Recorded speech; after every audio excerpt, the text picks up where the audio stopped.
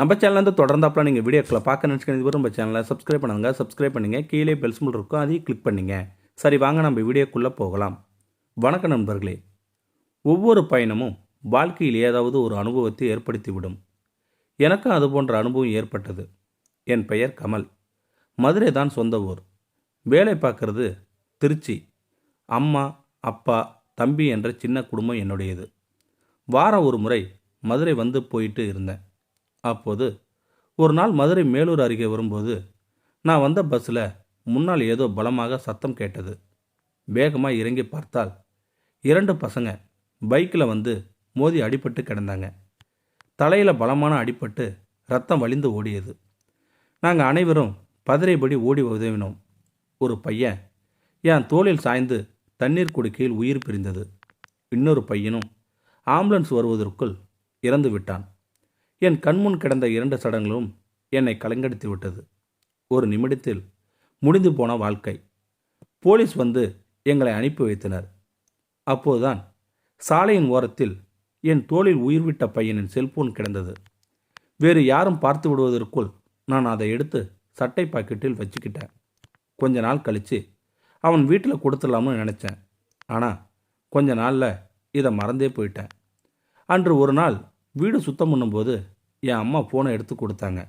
அப்போ சார்ஜ் போட்டு அவனை பற்றி விவரங்களை தேடினேன். அப்போது அவனோட வாட்ஸ்அப்பில் நிறைய மெசேஜ் வந்திருந்தது. அதில் கௌசல்யா என்ற பெயரில் 500க்கும் அதிகமான மெசேஜ் வந்து இருந்தது. அதற்குள் போனதும் புரிந்தது அது அவனது காதலி என்று. அந்த பெண் அனுப்பியிருந்த மெசேஜ்களில் பார்க்கும்போது அவளுக்கு இவன் இறந்தது தெரியவில்லை என்பது உறுதியானது. அப்போது ஒரு இன்பாக்ஸில் அவனோட வாய்ஸில் சில பதிவுகள் அவனை பதிச்சிருந்தான். அதை நான் கேட்டேன். ஹாய்கோ, நான் கார். நீ எனக்கு ஃபேஸ்புக் மூலம் தான் அறிமுகமான. எனக்கு கவிதை எழுத தெரியும். ஃபேஸ்புக்கில் என்னோட கவிதைகளை ரசித்து நீ கமெண்ட் போட ஆரம்பித்த. எனக்கு கிடைச்ச முதல் ரசிகை. கொஞ்ச நாளில் வாட்ஸ்அப் மூலமாக நாம் பழகினோம். பல மாதங்கள் நமக்கு நடுவில் கவிதை மட்டுமே இருந்தது. சில நாட்கள் கழித்து தான் நீ உன்னை பற்றி சொன்ன. உனக்கு திருமணமாகி கொஞ்ச நாளில் ஒரு விபத்தில் கணவனை இறந்துட்டதா சொன்னேன். அதை கேட்டதும் முதல்ல எனக்கு ஒரு மாதிரியாக இருந்துச்சு. ஒரு நாள் நான் என் காதலை உன்கிட்ட சொன்னேன்.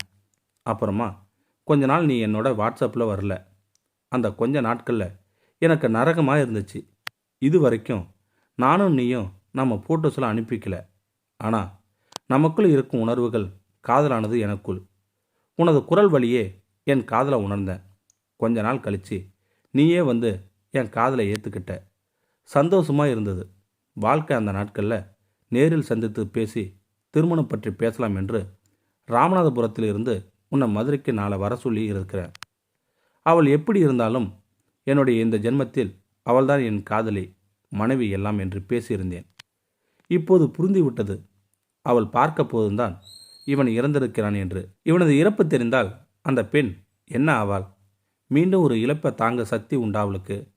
நீண்ட யோசனைக்கு பிறகு அவனது ஆன்லைனில் சென்று வாட்ஸ்அப்பில் அவளுக்கு ஒரு குட் மார்னிங் என்று அனுப்பி அடுத்த நிமிடமே எனக்கு ஒரு வாய்ஸ் மெசேஜ் வந்தது. ஒரு மாசமா ஏண்டா வரல, என்ன வர சொல்லிட்டு ஏண்டா வரல, அன்னைக்கு நைட்டு வரைக்கும் அங்கேயே நின்றுட்டு இருந்தேன் தெரியுமா, எனக்கு நீயும் இல்லைனா செத்து போயிடுவேண்டா என்று முடித்து அவள் அழுவது நன்றாய் உணர்ந்தது. முகம் தெரியாத ஒருவன் மேல் ஒரு பெண் கொண்ட காதலை இப்போதுதான் பார்க்கிறேன். அதன் பின்பு வாட்ஸ்அப்பில் இருந்த எல்லா நம்பர்களையும் பிளாக் பண்ணிட்டு அவளோட மட்டும் சாட் செய்தேன். குரல் பதிவு செய்யாமல் 2 மாதங்கள் கழித்து அவளை நேரில் சந்தித்து அவள் இறந்ததை சொல்லிவிட முடிவு செய்தேன். நண்பனுடன் ராமநாதபுரம் சென்றேன். அவள் அட்ரஸ் கண்டுபிடித்து வீட்டை அடைந்ததும் என்னை நானே பக்குவப்படுத்தி கொண்டேன்.